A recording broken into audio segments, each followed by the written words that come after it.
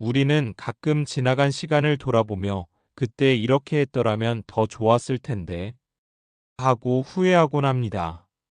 30대가 되면 방황하던 20대를, 40대가 되면 일하느라 바빴던 30대를 아쉬워하게 되죠. 요즘은 평균 수명이 길어져 100세 시대라고도 합니다. 하지만 대부분의 사람들은 60대에 퇴직을 맞이하죠. 아직 인생이 많이 남았는데도 말이에요. 어쩌면 퇴직 후의 삶이야말로 진짜 인생의 시작일지도 모릅니다. 그런데 문제는 평균 수명은 늘어나고 있지만 노후 준비가 제대로 안 된 분들이 많다는 거예요. 하루하루 살아가는데 벅차서 혹은 너무 안일하게 생각해서 또는 어디서부터 시작해야 할지 몰라서 준비를 못하고 있는 경우가 많죠. 이미 지나간 세월은 돌이킬 수 없습니다. 하지만 지금부터라도 후회 없는 노후를 준비할 수 있다면 충분히 더 나은 미래를 만들 수 있지 않을까요? 그렇다면 먼저 인생 선배들은 어떤 점에서 후회를 할까요? 그들이 돌아보며 이걸 미리 알았더라면 좋았을 텐데 하고 아쉬워하는 것들을 안다면 우리도 같은 실수를 반복하지 않을 수 있을 겁니다. 오늘은 많은 60대 분들이 퇴직 후 가장 많이 후회하는 4가지를 이야기해 보려고 합니다. 함께 살펴볼까요? 첫 번째 후회, 돈을 감정적으로 쓰지 말고 더 많이 저축할 걸 하는 후회. 은퇴 후 가장 큰 고민 뭘까요? 바로 돈입니다. 퇴직하면 고정 수입은 줄어드는데 병원비, 생활비, 자녀 지원비 같은 지출은 오히려 늘어나죠. 결국 경제적으로 어려워지고 그로 인해 자존감까지 흔들리는 경우가 많습니다. 우리 사회는 남과 비교하는 문화가 강합니다. 주변을 보면 좋은 차, 좋은 집을 가진 사람들과 비교하게 되고 친척이나 친구들과도 은근히 형편을 비교하게 되죠. 그러다 보면 무리하게 돈을 쓰게 되고 결국 경제적으로 부담스러워집니다. 그렇게 되면 사람 만나는 것도 줄어들고 외로움이 따라오죠. 더 안타까운 건 돈이 없으면 자식들도 멀어지는 경우가 많다는 겁니다. 그러면 또 허무함이 밀려옵니다. 내가 이렇게 살려고 평생을 일하고 자식 뒷바라지를 했나? 이런 생각이 들면서 우울감까지 찾아오죠. 그리고 우울증이 깊어지면 몸도 마음도 점점 망가집니다. 결국 극단적인 선택을 하는 경우도 생길 수 있어요. 우리나라 노인 빈곤율과 노인 자살률이 세계 1위라는 사실 알고 계셨나요? 50년대 전쟁을 겪으면서도 꿀꿀이 죽이나 나무 뿌리를 먹으며 견뎠던 어르신들. 그때는 이렇게 극단적인 선택을 하는 경우가 많지 않았어요. 그런데 요즘은 오히려 자살률이 높아졌습니다. 왜 그럴까요? 바로 상대적 박탈감 때문입니다. 과거에는 다 같이 힘들었기 때문에 비교 대상이 없었어요. 하지만 지금은 잘 사는 사람들과 비교하며 스스로를 초라하게 느끼는 경우가 많죠. 요즘 젊은 사람들 사이에서는 욜로, You Only Live Once라는 말이 유행합니다. 한 번 사는 인생, 즐기면서 살자. 는 뜻이죠. 그런데 무작정 욜로처럼 살다 보면 결국 욜로처럼 쓰다 골로 간다는 말처럼 노후에 큰 어려움을 겪게 됩니다. 젊을 때 저축하지 않으면 노후가 비참해지는 건 시간 문제입니다. 부모의 재산, 자식에게 주지 마세요. 한편 평생 열심히 일해서 모아둔 돈이 있는데 자녀들이 결혼 자금이 필요하다, 사업을 시작해야 한다며 손을 벌리는 경우도 있습니다. 부모 마음은 다 똑같죠. 자식이 힘들어하면 어떻게든 도와주고 싶습니다. 그래서 무리해서라도 도와줍니다. 그런데 이런 사례 뉴스에서 많이 보셨을 거예요. 자식에게 전 재산을 줬더니 부모가 집에서 쫓겨나거나 외면당하는 경우요. 재산을 물려주는 순간 자식과의 관계가 달라지는 경우가 많습니다. 결국 부모는 자식도 잃고 자신만의 삶도 잃게 됩니다.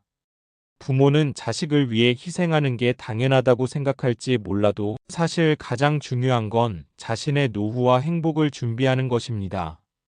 자식들은 본인 가정을 꾸리면 부모를 온전히 책임지지 못합니다. 그러니 자식에게 기대하지 마세요. 돈을 잘 관리해야 행복한 노후를 보낼 수 있습니다. 돈을 버는 것도 중요하지만 관리하는 게 더 중요합니다. 아무리 많이 벌어도 한순간에 사라지는 게 돈이니까요. 그렇다면 가장 훌륭한 노후 준비 방법은 뭘까요? 바로 평생 현역으로 사는 겁니다. 몸이 힘들지 않는 선에서 퇴직 후에도 계속 일하는 것이죠. 물론 소득이 많고 적음은 크게 중요하지 않습니다. 일을 하면 생활에 활력이 생기고 사람들과 어울릴 기회도 많아집니다. 그리고 무엇보다도 내가 여전히 가치 있는 사람이라는 느낌을 가질 수 있습니다. 노후에는 병원비도 무시할 수 없습니다. 우리가 평생 쓰는 병원비의 50%가 노후 10년 동안 집중된다고 합니다. 그런데 노후 준비를 안 해두면 아파도 병원에 가지 못하는 최악의 상황이 생길 수도 있어요. 그러니 돈을 지키는 것이야말로 가장 확실한 노후 대비입니다. 젊을 때부터 저축하고 감정적인 소비를 줄이고 자식에게 무리하게 재산을 퍼주지 않는 것. 이것이 후회 없는 노후를 위한 첫걸음입니다. 두 번째 후회, 금융 공부를 미리 해둘 걸 하는 후회. 많은 사람들이 은퇴 준비를 미리 해서 행복한 노후를 맞이하길 원합니다.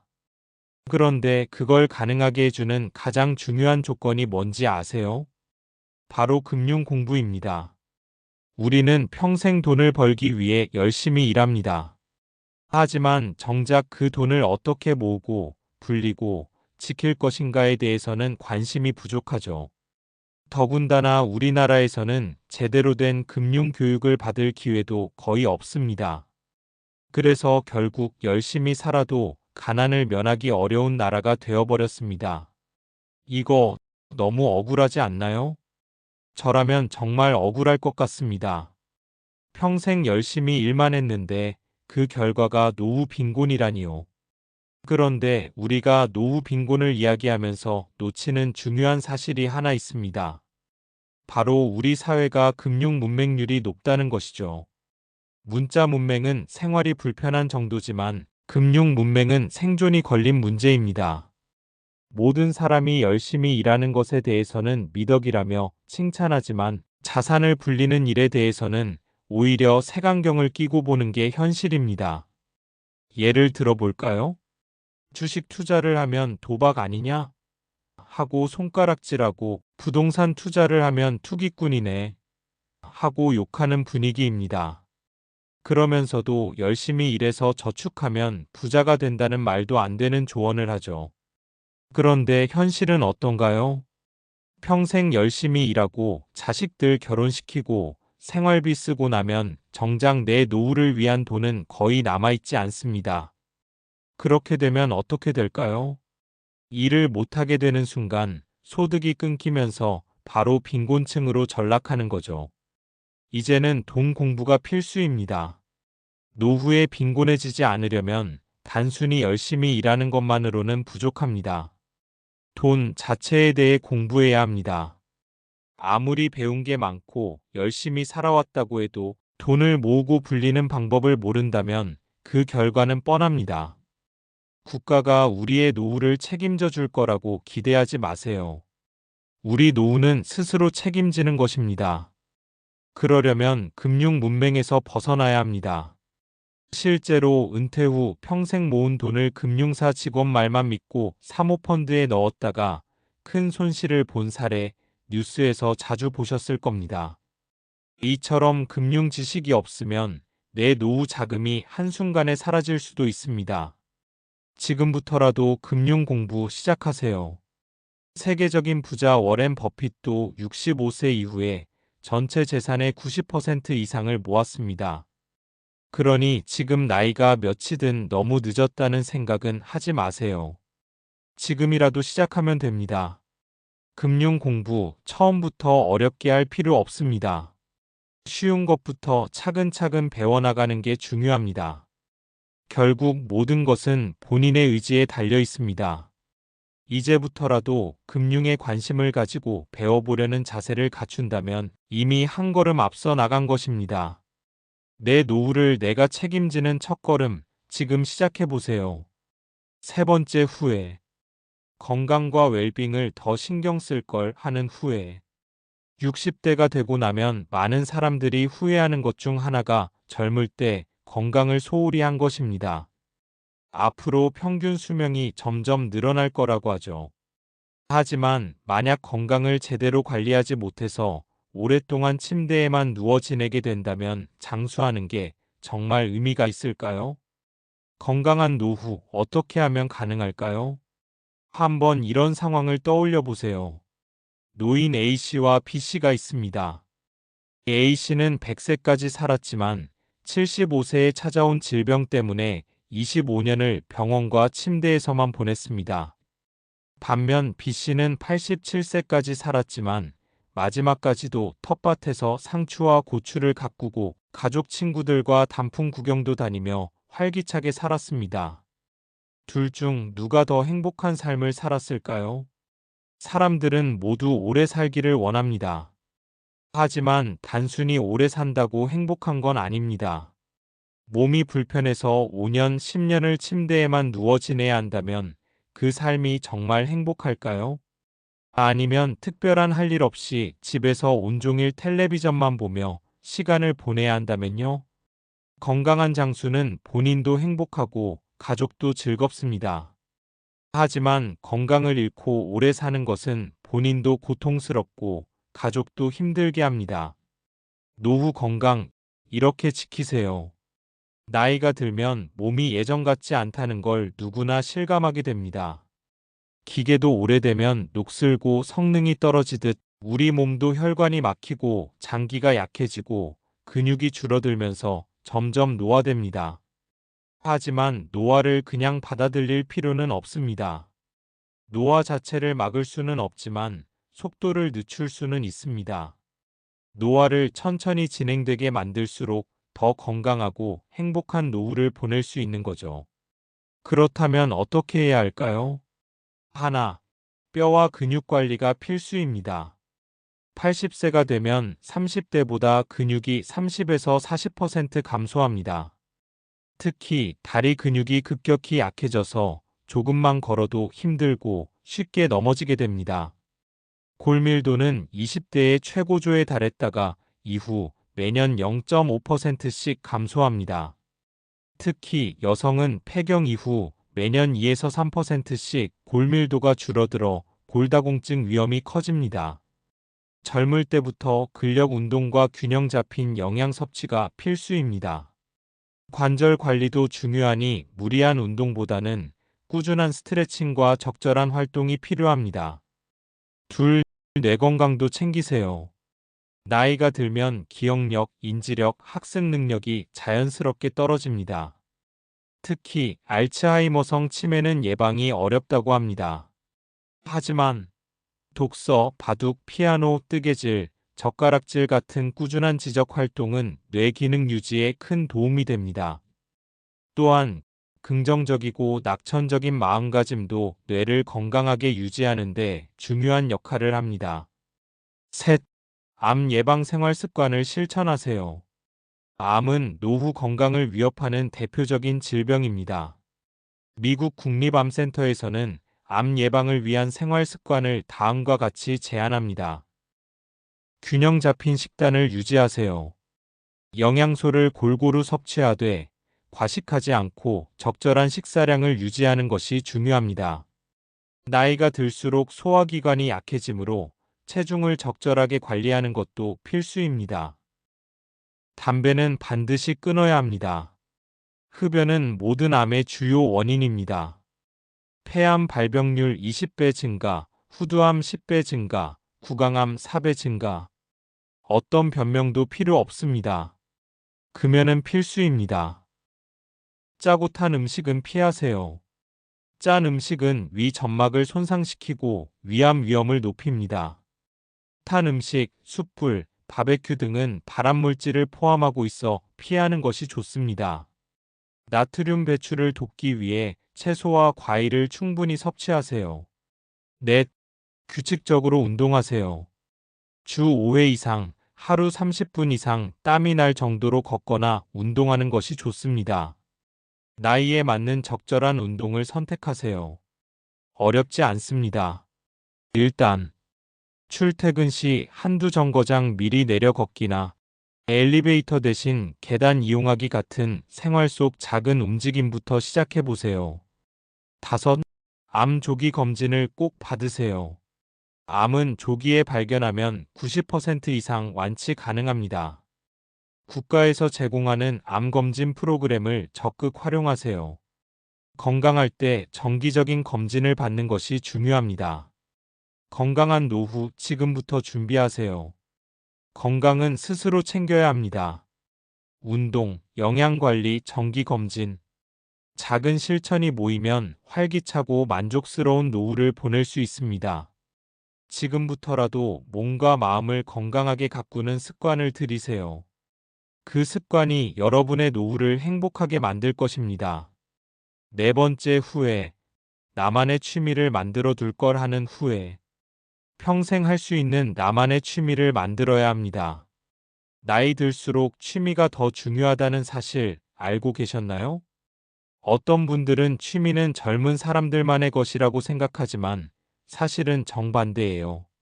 나이가 들수록 꾸준히 즐길 수 있는 취미가 있어야 합니다. 그래야 삶이 더 활기차고 행복해질 수 있거든요. 그런데 막상 취미를 찾으려면 뭘 해야 할지 막막할 수도 있어요. 꼭 거창한 게 아니어도 됩니다. 등산이나 산책처럼 가볍게 할 수 있는 활동도 있고, 음악 감상이나 독서처럼 조용히 즐길 수 있는 취미도 있죠. 요즘은 맨발로 숲길이나 해변을 걷는 것도 인기가 많은데, 자연을 느끼면서 힐링할 수 있어서 좋아요. 작은 것에서 행복을 찾는 것도 중요해요. 소박하게 핀 꽃 한 송이를 보며 미소 짓고, 파란 하늘과 살랑이는 바람에 기분이 좋아지는 것. 이런 작은 순간들이 쌓이면 삶 자체가 더 의미 있어집니다. 한 연구에 따르면 60세 이상에서 취미가 있는 분들은 그렇지 않은 분들보다 우울증이 적고 행복감과 삶의 만족도가 훨씬 높다고 해요.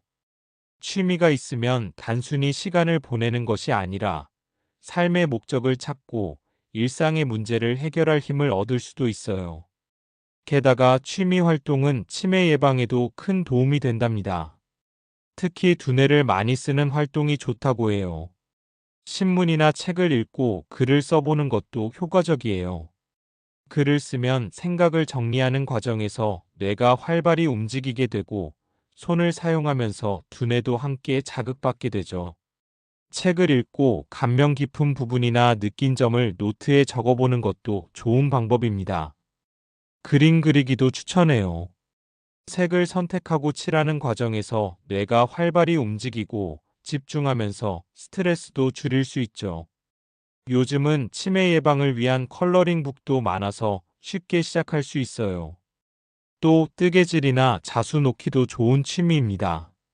건국대 병원 치매 클리닉 한설희 교수님도 늦었다고 생각할 때가 가장 빠른 때라며 뇌를 자극하는 활동을 당장 시작하는 것이 중요하다고 강조하셨어요.